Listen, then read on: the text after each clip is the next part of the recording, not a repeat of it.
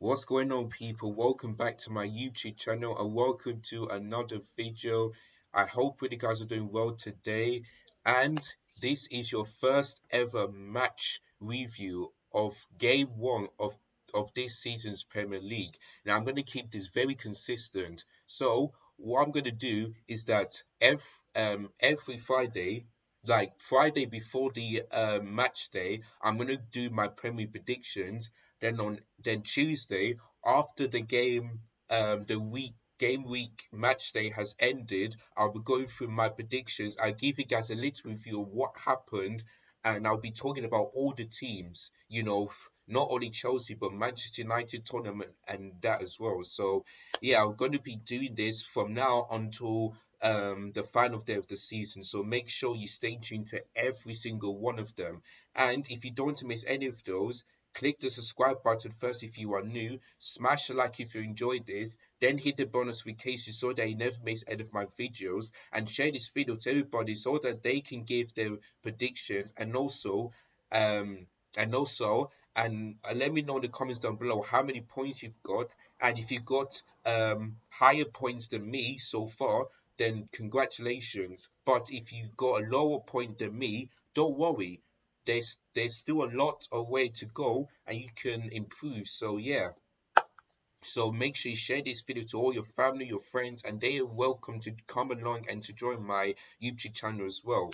So without further ado, let's talk about the review of the opening day of the season.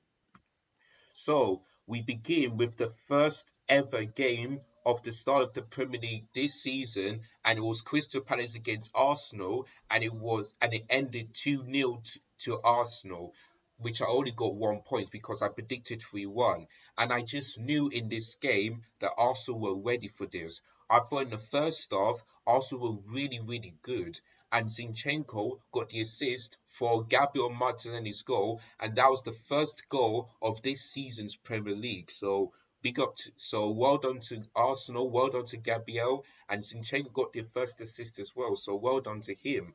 And yeah, the first half Arsenal were really good. The second half they were just a bit shaky because Crystal Palace. Because even though they're 1-0 up, Crystal Palace have plenty of time to get back into the game, which they did because Crystal Palace had so many chances in both the first half and the second half. But I tell you, William Saliba, oh my days. It looks like Arsenal fans are so happy to see him back because he was the man of the match, and I thought he was absolutely superb in that defense. The tackles, the interceptions, everything for him was brilliant. And because of that, Arsenal kept a clean sheet.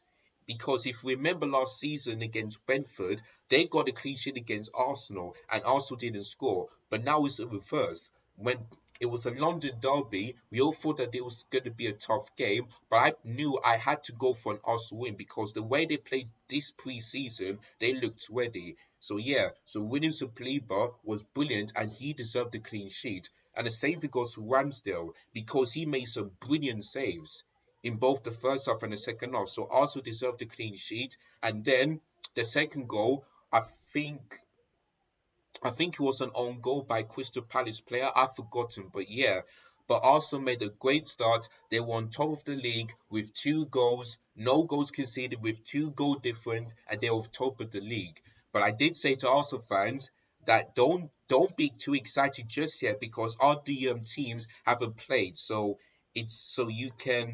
you can be happy, but don't celebrate and don't say, "Oh, we're going to win the league. We're top of the league," just yet, because it's early part of the season and there's still a long way to go. So don't celebrate too much, but just be happy. So yeah, so well done to Arsenal. The perfect start. Can they keep this up? Because if they want to finish in the top four, they have to keep this mentality going. They cannot afford to bottle it like they did last season. So yeah, well done to Arsenal. Made a great start, 2-0 to them. The other game, like this one, was already a shock to me because I went for 2-1 to Liverpool, but it actually ended 2-2, a draw. And I would have thought that, yeah, you know what, it's going to be a tough game for Fulham because they're newly promoted, but they're facing one of the teams here who were close to winning the title, lost to Real Madrid, but won the league twice against Chelsea. So I would have thought that yeah, it's going to be difficult for Fulham. But you know what? Yeah, they didn't. They that game, Fulham didn't look scared. You know, it felt like this game. It felt like Fulham win rather than a draw because the way they played in both the first half and the second half was absolutely brilliant. You know, and Trent Alexander-Arnold didn't have the really great game. I must tell you this. You know, he lost so many touches, and the first goal, when Mitrovic scored, he should have done better. He really should have done better. You cannot let Mitrovic get behind you and let him score. You've got to do better than this. And if Trent Alexander-Arnold keeps on making bad mistakes and not defending, I don't think he would get a call up for the England game in the World Cup. So if Trent Alexander-Arnold wants to be part of the World Cup, he has to defend better and not make any too many mistakes and not keep losing the ball so many times. So Trent Alexander-Arnold needs to do better.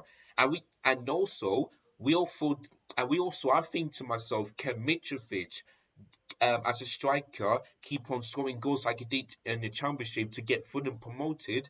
And he already made the start, and he's already done that because he scored a brace against Liverpool, and he was the man of the match. So big up to Fulham. You know, I would have thought that it was a difficult game for them, but they proved me wrong. So big up to Fulham. But of course, they'll be disappointed not to get the win, but a draw is a decent result to them. Since they're newly promoted and since they already face a tough game, I think a draw for Fulham is really, really good.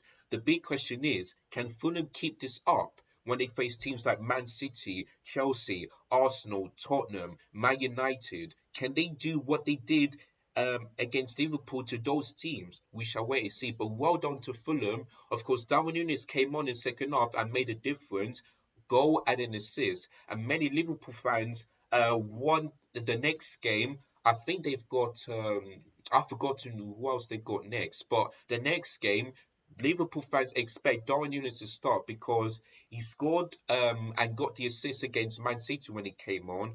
He done the same thing against Fulham, but now he has to start. If I was a Liverpool fan, the next game I should see him start because I think did Firmino start the game? If he did, then he was terrible. So for me, yeah, I think getting one of Sadio Mane was absolutely terrible because he would have maybe got that Liverpool win. So sending Sadio Mane is really gonna hurt Liverpool. But at least they got Darwin Núñez who can replace him. So as long as he starts, then Liverpool are back. But if he starts on the bench yet again, I know that Liverpool will not win the next game, and many of the fans will question Jurgen Klopp already. But they shouldn't because it's early part of the season. There's still a long way to go. But yeah, so Darwin Núñez made a difference, but unfortunately he couldn't manage to get Liverpool the win. So yeah, draw in that game. Great start for Fulham. Let's hope they can keep this up and not be like a yo-yo team where they do win the championship, but they not do one in the Premier League, just like Norwich always does. So yeah, so let's hope Fulham can keep this up. So great start for Fulham. Why the next game, the one I did say, yeah, that I know that that team is going to win, and that is AFC Bournemouth, Association Football Club Bournemouth, went to Aston Villa, sorry, at their stadium, Vitality Stadium, Aldine Court, and they beat them 2-0. Of course, I went for 2-1 because I would have thought that, yeah, it's Aston Villa going to score, but they kept a clean sheet. Now, many people, now, my friends, while people watching this, they was like, really? You think Bournemouth are going to beat Villa?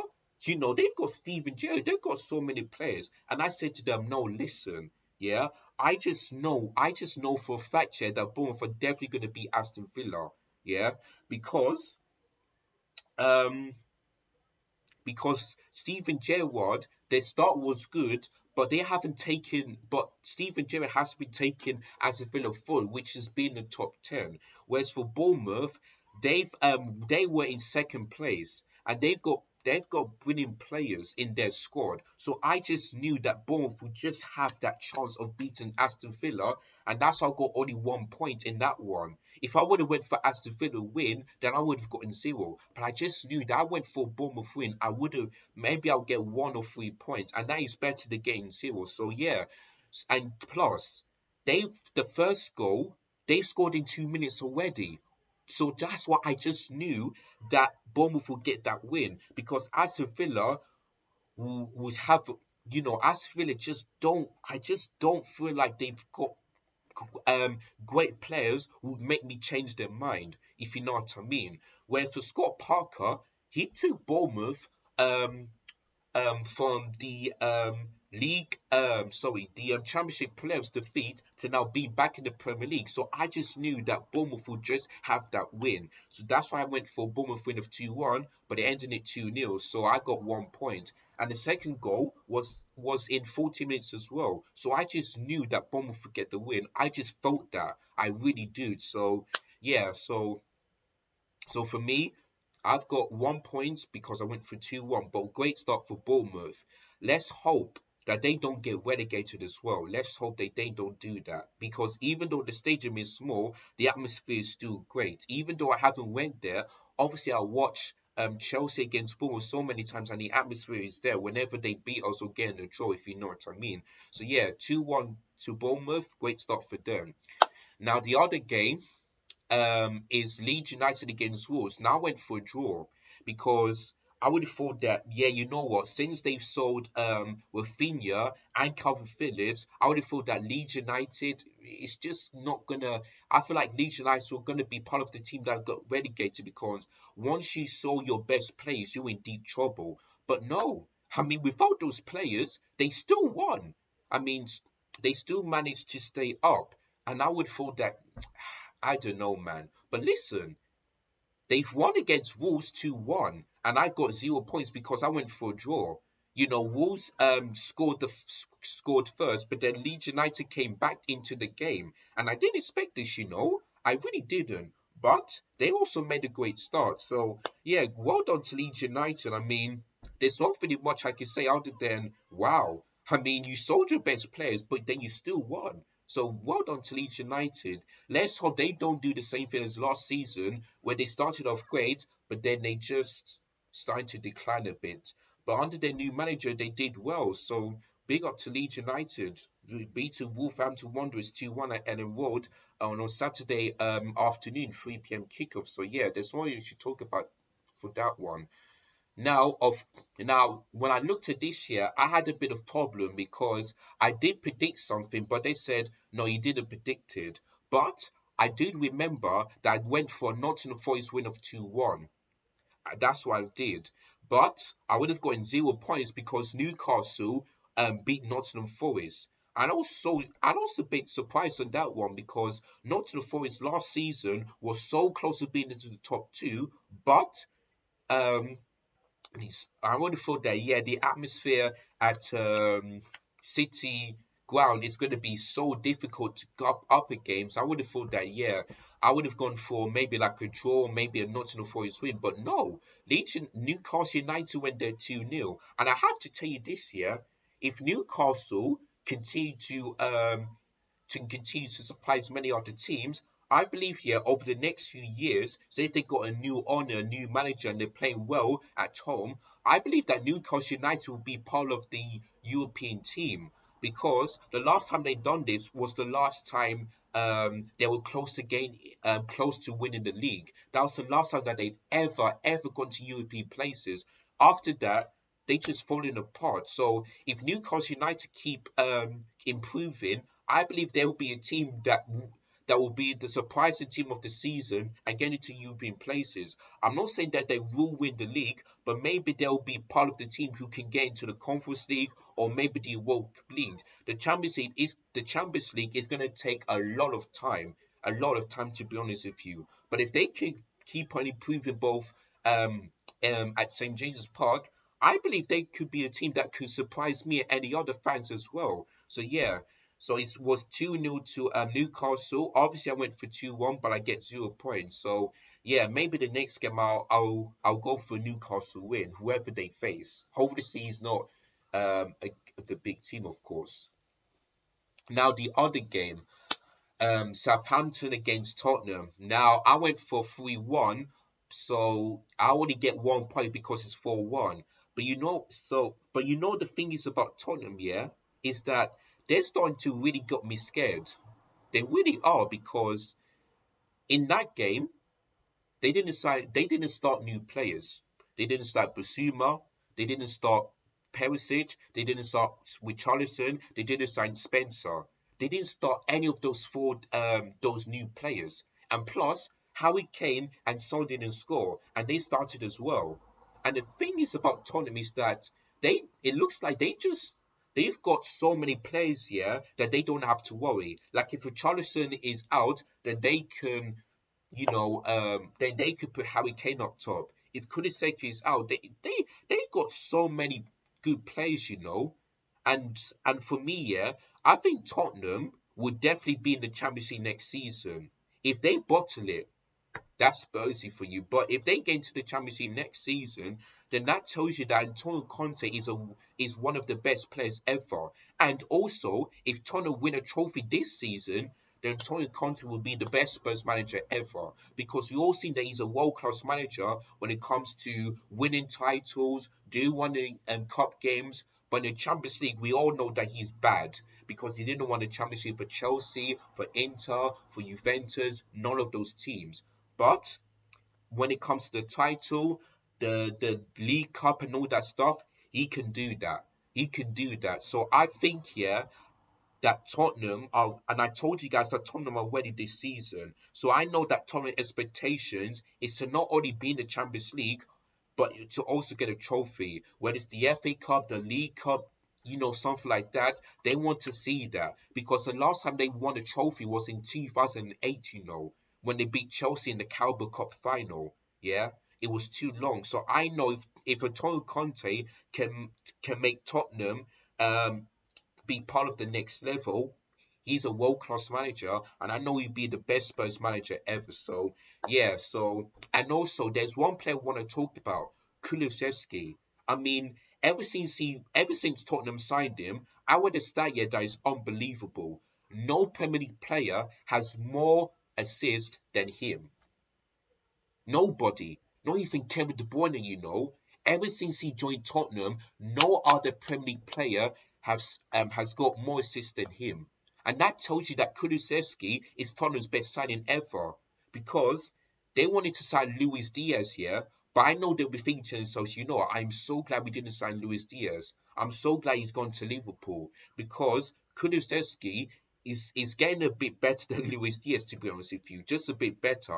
I'm not saying that he's far better than Luis Diaz, but he's just getting there. He's really getting there. He's getting close there. So I believe that if Kulusevski keeps on getting an assist and making goal contributions for Tottenham, I believe that he'll be the best player in the league this season. And no one will be talking about that. So Kulusevski was the man of the match and he was absolutely superb. And plus, they were 1-0 down and they were like, no, we ain't giving up, These Southampton, we're going to slap them up. We're going to destroy them. And that's what they did. That's what they did.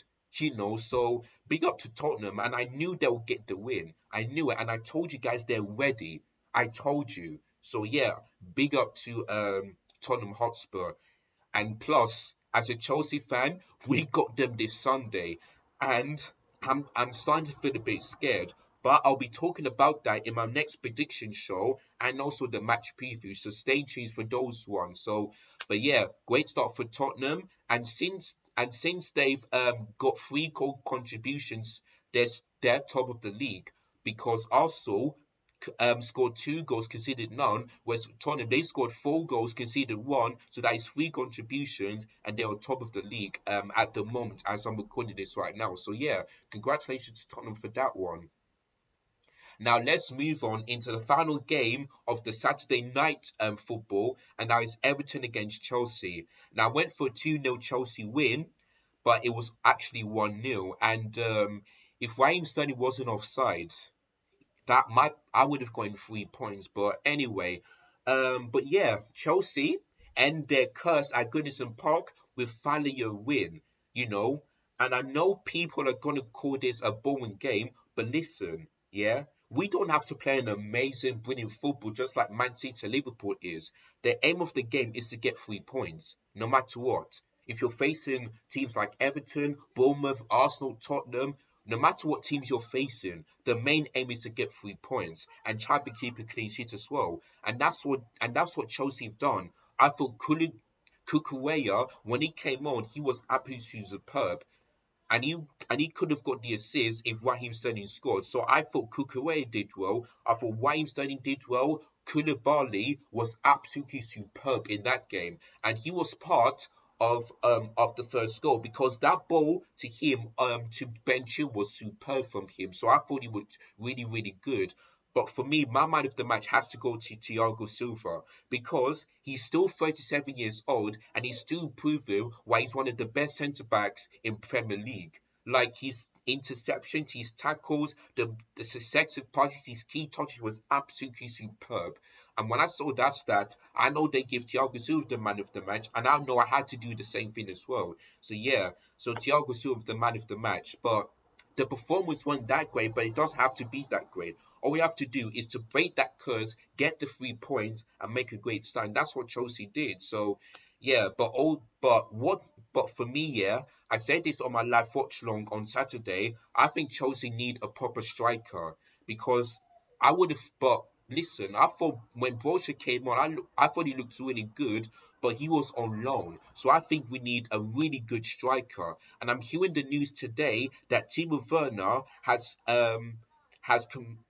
is doing his medicals for RB Leipzig, and they're gonna sign, and they're gonna make the announcement. So these are two videos that I'm doing today. This video, then the next video, I'm gonna be talking about Timo Werner and what he's done for Chelsea, and I'm gonna read you the article from the Chelsea News website. So the two, so yeah, so make sure you don't miss that video that I'm gonna be uploading later on today. But yeah, talking about the Everton Chelsea game, we still need a striker, because we still lack goals. We have the most corners, but we don't have someone who can just cross into the player to score with the header and put it in the back of the net. We just lack that. I thought Reece James was poor that game. Chilwell got the penalty, but before then he was really not that great. I thought Jorginho was average, because throughout the whole game he was bad, but he scored the goal. I thought N'Golo Kante was looking good. Mason Mount was poor. Kai Havertz was poor. Like, I don't know, man, but we need to fix up, because if we need to sign someone here who can score more than 20 goals, because ever since Diego Costa left, no player for Chelsea striker has scored more than 20 goals, and that's really worrying. The only way you can win the league is to have a striker who can score more than 20 goals, and we haven't got that so far. So that striking issue needs to be fixed as soon as we can. It needs to be fixed, if you know what I mean. But yeah, Chelsea got finally get the win against Goodison Park 1-0 and made a great start. So yeah, 1-0 to Chelsea. So I'll get 1 point for that one. Let's move on into the Sunday's game, starting off with Leicester City against Brentford. I thought Leicester City absolutely bottled it, because they were 2-0 up and they allowed Brentford to score, and they allowed Brentford to get back into the game. And obviously I went for a 2-1 Brentford win, but it ended 2-2. I mean, there's not really much to talk about this one, other than, yeah, Leicester City bottled that one. But I thought Yuri Tillemans was really good in midfield, had a couple of long-range shots. I didn't put him in the back of the net, but yeah, but Brentford, Ivan Toney yet again, top scorer for Brentford, and I believe last season, and I believe he can do that again this season. So yeah, big up to Ivan Toney. I forgot who else scored, but that was a lovely goal to make it 2-2. A lovely goal. The curl was absolutely brilliant, you know. And plus, Cassius Michael, after 11 years, is leaving Leicester City. So could that be a vocal point that they left their best keeper after 11 years and they signed someone else? Could that be the day where Leicester, just could do worse than they did last season? We're gonna have to wait and see. But yeah, 2-2. Leicester bottled it. So that's what I can say on that game. So now let's move on into another game where people were surprised. People weren't surprised, but I was, because I would have thought that Man United would get the win. But Wow, Man United, man. Under Eric Ten Hag, their first game in the new Eric Ten Hag era at Old Trafford, and they have lost to Brighton 2-1. And the thing is about this game that Man United didn't score. Not one player scored for Manchester United. Yeah, that it was an own goal from Brighton that Man United get back in the game. When Brighton were 2-0 up at half time, I just know that Man United will get back in the game because there's some players here they just simply not their quality, but they're just not playing for Man United, not playing for the badge. You know, Luke Shaw was terrible. Martinez was okay other than was got lucky in that time because for me, yeah, that was a definite penalty. How it wasn't not a penalty, I don't know. VAR got it absolutely wrong. So I feel bad for Brighton not at least get a third goal. But even then, they're still happy because Brighton came to Old Trafford winning the first game at Old Trafford ever in their history. Like, when is Man United ever going to improve? Because they keep on breaking the worst records ever. The likes of Crystal Palace, Wolves, Aston Villa, all of those teams here always comes to Old Trafford and get the win. Like, they're safely going to war with Manchester United. You know, like Bruno Fernandes was the worst player ever. Keep on missing their chances. Same thing goes to Rashford. I think Scott McTominay and Fred cannot cannot cannot do well in that pivot because they keep on losing balls. They're just not getting the ball back. They're not doing well defensively. Like Scott McFred, they just cannot do well in that pivot. They simply cannot do well. I think it should be one player is off and then one player on. And I think they need to sign a proper defensive midfielder. You know, and I think Man United fans will be disappointed that they didn't sign Frankie De Jong and he would rather gone to Chelsea because if they would have signed Frankie De Jong, I think he would improve in the midfield. I think he would have improved that, but instead, I'm hearing talks that he's coming to Chelsea. So, yeah, Man United are in the mud. They're completely in the mess. And I know it's going to take a long time for them to be back to where they are, which is winning titles, do one in the Champions League, and do one in League Cups as well. It's going to take a long time. And I feel bad for Manchester United. And if I was a Manchester United fan, I will not be going to stadiums. I will not be paying my season ticket. I will not be wearing the shirts because because those players don't care about Man United. They don't care about me. They're not respecting the fans. They don't care about the fans because their fans' expectations here is to at least challenge for the title, do one in Champions League, and winning trophies. Because the last time that Man United ever won a trophy was under Jose Mourinho when he beat Ajax 3-1 in the Europa League final in 2017. That was the last time. Like, Man United used to be a great club, but not anymore because now it's Liverpool overtaking them because they've won more major honours than them. Like, I don't score with Manchester United, and who is to blame for all of this mess? Is it the players, the manager, or the board, or the owner? Like, they're seriously going well with Manchester United. I'm really starting to worry about them because if they don't keep this up here, I don't think they'll be part of the team who will finish in the top six. I don't think so. So Man United really have to improve. You know, they really have to improve from the top to the bottom. It's getting worse and worse for them. They have to improve this from the top to the bottom because it's getting worse and worse and worse and worse and worse. It's getting much worse.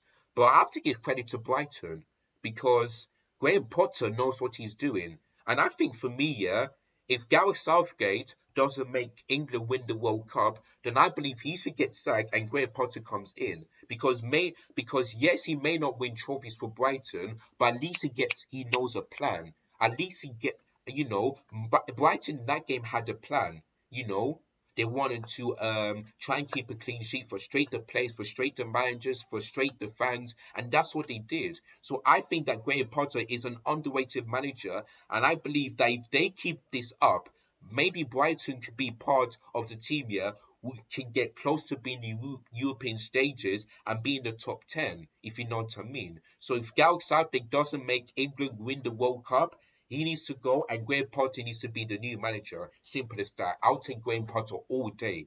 I'll take him. I'll take him as the new England manager. I'll take him. So yeah, well done to Brighton, the manager and the fans. You guys deserved it. You played really, really well. You dominated Manchester United for little parts of the game, and you deserve to win. So well done to Brighton.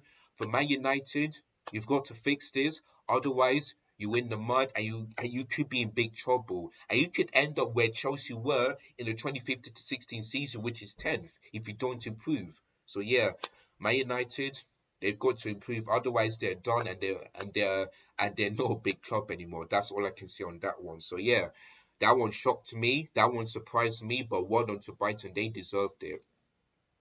And last and not least, Man United, sorry, West Ham United against Man City. That ended in 2-0.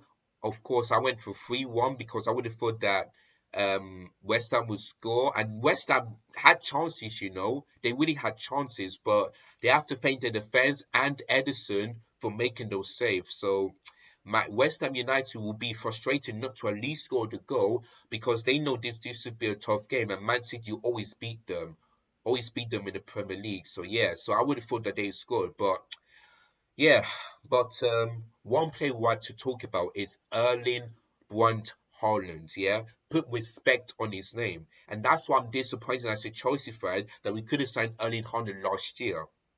Because you see, yeah, that second goal, yeah, Kevin De Bruyne, the assist king, always have great passes into Erling Haaland. You know, the speed, the accuracy, everything about Erling Haaland just shows you why he's the best striker ever. Like he's starting to get there. Like that's why for Chelsea we should have signed him because I believe yeah he could improve on our striking and scoring issue. I believe he can do that. But I'm disappointed that we didn't sign him last season or this season. I'm disappointed, you know. And even the penalty itself, you know, the speed, the accuracy, everything about it was really, really good, you know, and it was definitely a penalty, you know, because Fabianski fouled him. Erling Haaland got the ball, and that's definitely a penalty. And I think from now on, yeah, since Raheem Sterling left Man City to go to Chelsea, it's no doubt that Erling Haaland will take penalties from now on. It's no doubt. So yeah, he scored that. Then the second goal, like I mentioned, brilliant through ball from Kevin De Bruyne, and then he scored. So yeah, and he was getting close to his first ever hat trick and being this season's Premier League top scorer already. He was so close, but he wouldn't mind scoring a brace on his Premier League debut, and he would be happy with the performance. And I saw his interview, and that was so funny because he swore the first time, and then the broadcaster told him he be careful with the swearing, and then he was like, then he apologized and he swore again, and he was like, "Oh, I'm sorry again." But yeah, big up to Erling Haaland. I believe he will get the golden boot this season. I think for me, yes, between the battle between Erling Haaland, Kane, Darwin Núñez, Mo Salah, and maybe Son, maybe Gabriel Jesus. I think those are the teams here who will battle up for the golden boot. But I think Erling Haaland will get the golden boot. I believe he will score more than 20 plus goals, you know, and make Man City win the league yet again, unless some teams can stop them, which I doubt it. But I believe that Erling Haaland will score more than 20 goals and he will get the golden boot. So put respect on his name. He's an absolute scoring machine and he would do well for Manchester City. So well done to Haaland. Congratulations to City. Also made a great start. I think they're either. I think they might be below Arsenal because of the alphabetical order, but yeah, so as we're recording this right now, Tottenham are still top of the league because they had three goal contributions because they scored four and conceded one. So yeah, Tottenham is still above the league, but they won't be anymore because I know teams like Arsenal and Manchester City are desperate for Chelsea to beat Tottenham on Sunday, and I know those fans will be definitely watching that game. So let's hope we can do them a favour and let's hope that we can also beat Tottenham because if we do, we can be above them as well. So let's see what happens this Sunday. But of course, I'll be talking about that in my in my predictions that I'll be doing this Sunday, sorry, this Friday. So make sure you stay tuned for that one. So yeah, so guys, that is the end of my Premier League um predictions review on match day one. And I know this is a long one, but I did say I'll be taking a few talking points about the teams, how well they did, how the opposition did, how bad they were, what they need to improve next time. So yeah, this will be a long video, but I hope you guys enjoyed it. And if you do, make sure you hit this like button below, and if you are new, hit the subscribe button below as well. Smash the bell notification so that you never miss any of my YouTube videos, and make sure you share this video to everybody so that you can let me know how well your team did, what needs to improve, and what position you feel your team is going to do this season. So yeah, make sure you let me know in the comments down below. And if I can and if I'm not you know not that busy, I'll react to every single comment and see what happens this season. So yeah, but thank you guys so much for watching. Look after yourselves, take care, and as always, up the Chelsea. And if there's any more transfer news for Chelsea, I'll let you guys know as soon as I can. So yeah, so for now, take care and up the Chelsea, and I'll see you guys soon.